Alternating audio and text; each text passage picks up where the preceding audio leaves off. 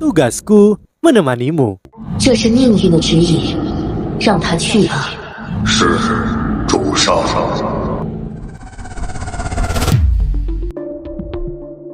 Halo semua, kembali bersama Miminata di sini. Kali ini kita akan menyelam dalam alur cerita novel Solen 3, The Legend of the Dragon King. Sebelum masuk ke dalam cerita, Mimin ingatkan jangan lupa like, comment, and subscribe. Tanpa berlama-lama, Solen 3, The Legend of the Dragon King. Mari kita mulai. Apa kekuatan itu barusan?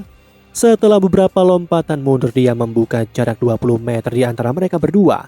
Ketika Xie menatap Guyue sekarang, ekspresi serius bisa terlihat. Mata Guyue bersinar karena keterkejutan. Dia sebenarnya ingin mengakhiri pertarungan dalam satu serangan. Namun dia tidak pernah menyangka reaksi Xie lebih cepat darinya. Dia sebenarnya bisa menghindari bola api itu. Di sisi lain, Wu Zhangkong menatapnya dengan serius. Ini karena Wu Zhangkong tidak dapat mengetahui apa jiwa bela diri Guyue. Apa sebenarnya jiwa bela diri gadis ini? Cahaya itu sebenarnya dari elemen angin, tapi bola api itu jelas dari elemen api. Mungkinkah dia memiliki jiwa bela diri kembar dari elemen angin dan api? Jika ini masalahnya, maka ini benar-benar permata. Dia telah menemukan permata. Xie sedikit kehabisan nafas, tapi dia menembak ke arah Guyue sekali lagi. Kecepatannya jelas lebih cepat dari sebelumnya dan dia tidak langsung ke arahnya kali ini. Sebaliknya dia berputar di sekitar Guyue dengan kecepatan kilat.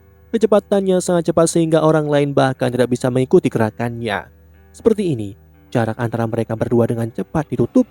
Cincin roh kuning di tubuh Guyue berbinar, menyembunyikan jiwanya. Dia hanya berdiri di sana dengan tenang, bahkan tidak menoleh ke wajah Xie saat dia mengelilinginya. Saat sudah dekat, Xie tiba-tiba meledak, meluncur hanya 5 meter dari Guyue. Cincin roh 100 tahunnya tiba-tiba bersinar terang dan dia melambaikan belati naga cahaya mengirim pedang cahaya terbang ke arahnya. Keterampilan jiwa 100 tahun, keterampilan jiwa pertama dari belati naga cahaya Xie. Pedang naga cahaya. Pedang cahaya kuning terbang ke udara sambil mengeluarkan auman naga. Cahaya itu menjadi semakin cemerlang. Hal yang paling aneh bagaimanapun adalah ketika itu semakin dekat dengan Guyue. Sampai akhirnya hanya 1 meter darinya. Itu tiba-tiba berputar di udara dan berubah arah. Benar sekali, ini adalah keterampilan jiwa 100 tahun yang kuat. Selain itu berasal dari jiwa bela diri kelas tinggi Xie. Sayangnya, lawan yang dia hadapi hari ini benar-benar tidak masuk akal. Tepat saat pedang naga bercahaya hendak menebas bahu Guyue, cahaya hijau muncul sekali lagi. Bertemu pedang cahaya dengan sangat presisi itu bertumbuk. Itu hampir seolah-olah cahaya hijau juga cahaya pedang cahaya bergabung. Ya, cahaya hijau itu juga menyerupai sebuah pedang. Keduanya bentrok. Pedang cahaya hijau tidak sekuat pedang naga cahaya dan terpotong beberapa saat, namun penundaan saat itu memungkinkan Guyue untuk mengambil langkah, benar-benar menghindari pedang naga bercahaya. Xie tidak mempertimbangkan kemungkinan mengalahkan lawannya dalam satu gerakan. Dia melompat. Hasilnya adalah Guyue bertabrakan dengan belatinya. Langkah tak terduga ini bahkan mendapat apresiasi dari Wu Zhangkong yang ketat. Meskipun pengamatan Xie belum mencapai 2 cincin, dia mulai memahami makna mendalam menjadi master sistem kelincahan. Tang Wulin memperhatikan pertandingan ini juga. Ini memungkinkan dia untuk merasakan secara mendalam perbedaan besar antara dia dan Xie. Kemenangan pertama adalah kemenangan yang tidak terduga dan yang kedua adalah karena sisik naga emas yang aneh. Namun kenyataannya, kemampuan Xie jauh di atas miliknya. Titik kemunculan Xie adalah 1 meter dari Guyue. Segera ia menyerang, namun lawan ini ternyata tangguh. Begitu ujung kakinya menyentuh tanah, Xie merasakan isapan tiba-tiba dari tanah, seolah-olah melangkah ke rawa yang berlumpur. Guyue terhuyung menghindari serangan Xie. Pada saat yang sama, sebutir keluar dari tangannya. Sasarannya bukan Xie tapi area di bawah kakinya. Es mencengkram lumpur tempat kaki kiri Xie berada dan menekannya. Kaki Xie macet. Guyue meluncurkan bola api menuju Xie. Dalam jarak sedekat ini, Xie tidak mungkin menghindar. Bahkan jika dia adalah seorang mas roh pertempuran sistem kelincahan. Namun pada saat ini, Sheshe mengungkapkan kemampuan aslinya. Belati naga cahaya miliknya muncul, namun Guye juga melepaskan esnya. Kini, es dan api menyerang. Sheshe segera tidak dapat memblokir tembakan Guye. Tapi di saat yang sama dia mengangkat tangan kirinya dan kilatan di antara matanya bersinar lebih kuat. Sebagai master pertempuran sistem kelincahan dengan jiwa bela diri kembar, kemampuan gerakan dan kecepatannya tetap terjaga. Tetapi dia masih memiliki kepercayaan diri dalam pertempuran jarak dekat.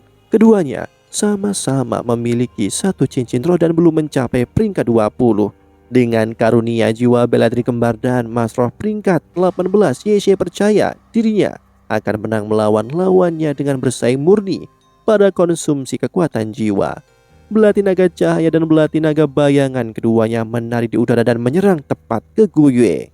Mata Wu Zhangkong memancarkan berbagai warna, tidak hanya untuk penampilan Sheshe tapi juga untuk penampilan Guye.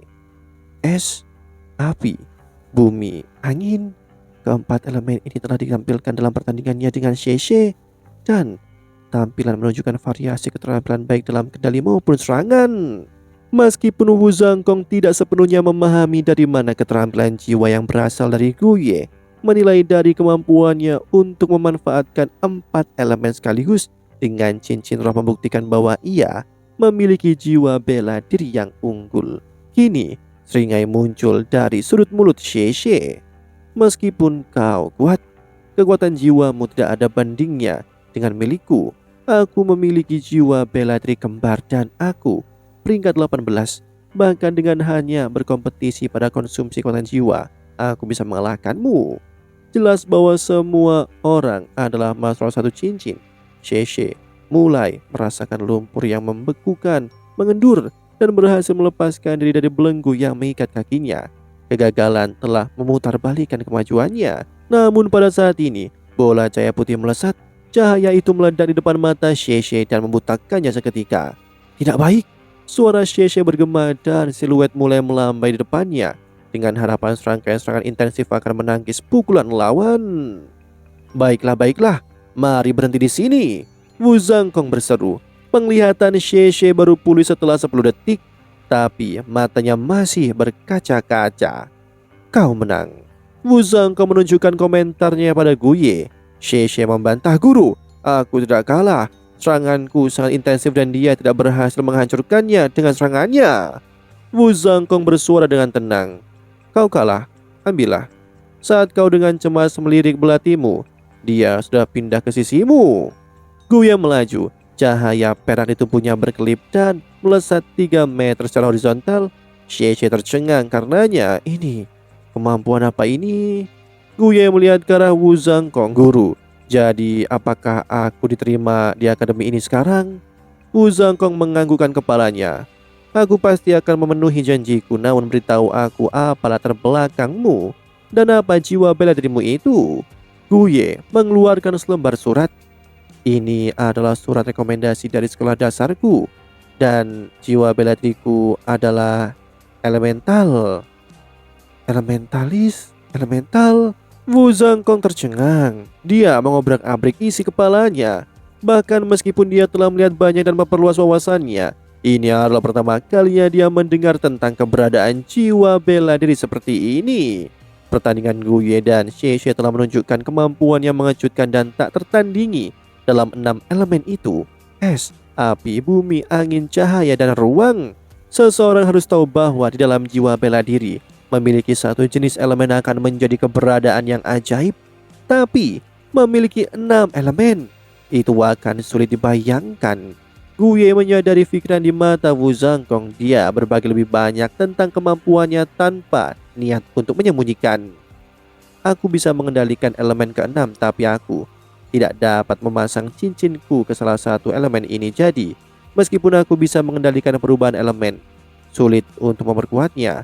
Keterampilan jiwa pertamaku adalah pasang surut elemental.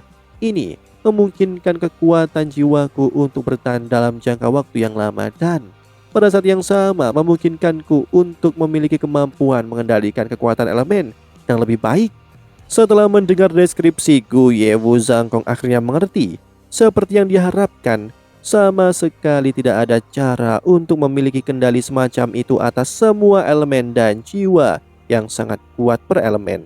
Dia hanya memiliki satu jiwa bela diri bukan 6. Kemampuan untuk mengendalikan keenam elemen pada saat yang sama berarti bahwa dia tidak akan dapat mengalir dalam satu elemen dan semua dari 6 elemen tidak disertai dengan keterampilan jiwa tambahan. Apa yang Guye tunjukkan beberapa saat yang lalu berasal dari bagaimana dia bisa mengendalikan elemen serta pelepasannya. Tidak heran tidak ada satupun dari kemampuannya yang tampak sangat kuat dan hanya di bawah persepsi pintar Guye yang memungkinkannya untuk mengalahkan Sheshe. Namun, jiwa bela diri Guye ini pasti lebih unggul dan tidak akan pucat dibandingkan dengan jiwa bela diri kembar dengan cara apapun. Mengabaikan kemampuan lain, dia hanya menggunakan elemen tanah untuk membangun rawa untuk menarik Sheshe dan penggunaan elemen es untuk membukukan adalah tanda bahwa dia memiliki pengetahuan dan memanfaatkan elemen properti untuk keuntungannya. Jika dia dididik dengan tepat, mungkin akan mempersiapkannya menjadi Mas-Roh yang jenius. Wu Zhangkong melanjutkan, bagus, aku sudah mengerti. Kau sekarang adalah bagian dari kelas kami. Tahun pertama, kelas kelima. Terima kasih guru. Guye mengangguk dengan senyum di wajahnya. Sikap Wu Zhangkong menjadi dingin. Kau harus bergabung dengan mereka untuk berlari. Ini adalah pendidikan jasmani wajib. Sheshe, kau juga. Sheshe menunjukkan dengan wajah pahit guru. Bukankah kita dibebaskan dari lari karena pertandingan? Wu Zhangkong menjawab dengan dingin. Apakah kau menang? Aku. Hati Sheshe terbakar amarah dan juga depresi. Bukankah begitu? Jika seseorang menghubungkan pertandingannya dengan Tang Wulin, maka sebagian besar kesuksesan Tang Wulin memiliki beberapa komponen keberuntungan, namun dia telah mengerahkan semua upayanya dan kekuatannya ke dalam pertandingan ini dengan Guye, dan pada akhirnya dia masih kalah. Jiwa bela diri gadis ini terlalu aneh. Itu bahkan lebih aneh dari sepasang pisau naga miliknya sendiri. Guye tersenyum. Dia tidak mencoba untuk menghindari pelatihan tetapi berlari ke sisi lapangan dan bergabung dengan teman sekelasnya yang lain dalam pelarian mereka. Sheshe menghela nafas panjang karena dia tidak punya banyak pilihan selain bergabung dalam pelatihan juga. Menatap sosok mereka, ekspresi Wu Zhangkong retak untuk mengungkapkan senyum langka. Dia berbalik dan berjalan ke arah gedung akademi utama. Langkah Guye ringan dan cepat. Ketika dia mencapai Tang Wulin, dia bertanya dengan rasa ingin tahu, mengapa kau membungkus rantai besi di sekitar tubuhmu?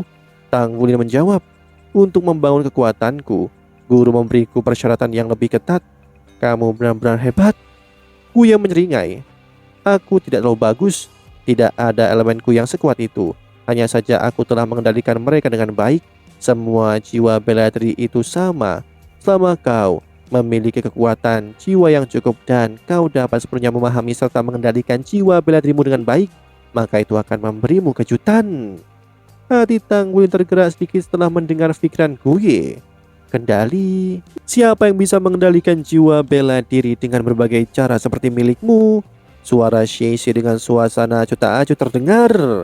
Guye menjawab, itu karena kau belum cukup memahami jiwa bela diri milikmu sendiri. Sheshe tidak yakin. Bagaimana kau begitu yakin bahwa aku tidak sepenuhnya mengerti? Guye menjawab, kau baru saja dikalahkan. Perlu aku jelaskan lebih lanjut? Sheshe berduka dan merasa ingin membenturkan kepalanya ke dinding. Apakah dia bukan anak ajaib? Apa yang terjadi padanya setelah memasuki akademi ini?